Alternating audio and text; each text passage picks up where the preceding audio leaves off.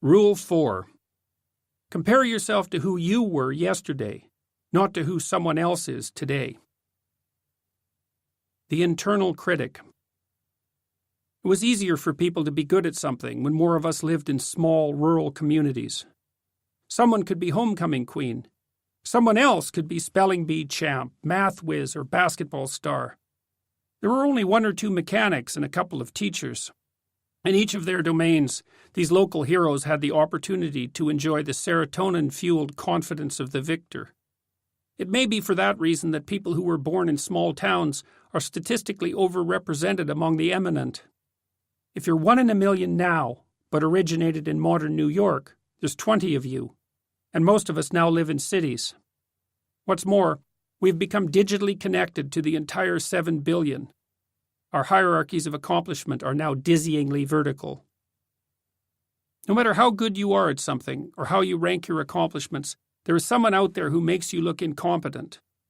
You're a decent guitar player, but you're not Jimmy Page or Jack White. You're almost certainly not even going to rock your local pub.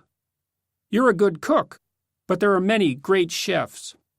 Your mother's recipe for fish heads and rice, no matter how celebrated in her village of origin, doesn't cut it in these days of grapefruit foam and Scotch tobacco ice cream. Some mafia don has a tackier yacht.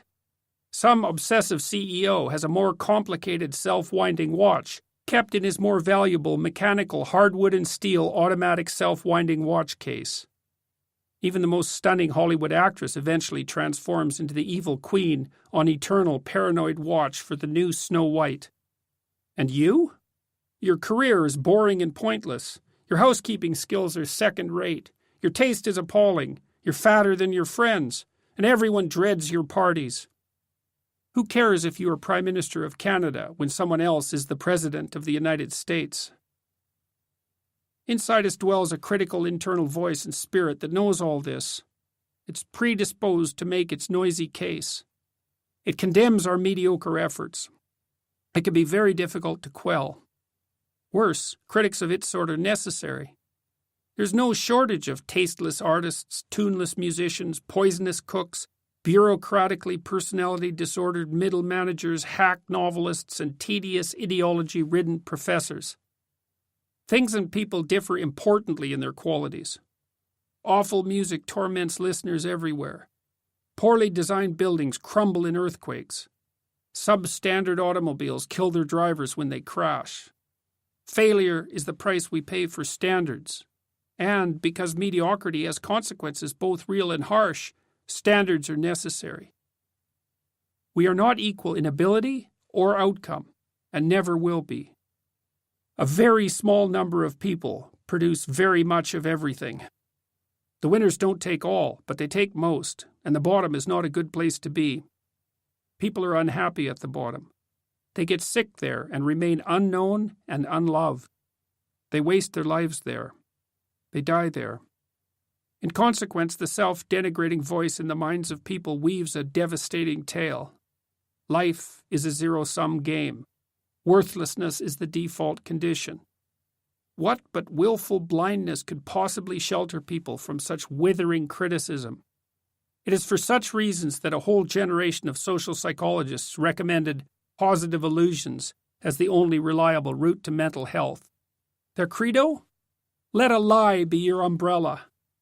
A more dismal, wretched, pessimistic philosophy can hardly be imagined. Things are so terrible that only delusion can save you. Here's an alternative approach, and one that requires no illusions. If the cards are always stacked against you, perhaps the game you are playing is somehow rigged. Perhaps by you, unbeknownst to yourself. If the internal voice makes you doubt the value of your endeavors, or your life, or life itself, perhaps you should stop listening. If the critical voice within says the same denigrating things about everyone, no matter how successful, how reliable can it be? Maybe its comments are chatter, not wisdom. There will always be people better than you. That's a cliché of nihilism. Like the phrase, in a million years, who's going to know the difference? The proper response to that statement is not, well then, everything is meaningless. It's, any idiot can choose a frame of time within which nothing matters, Talking yourself into irrelevance is not a profound critique of being. It's a cheap trick of the rational mind.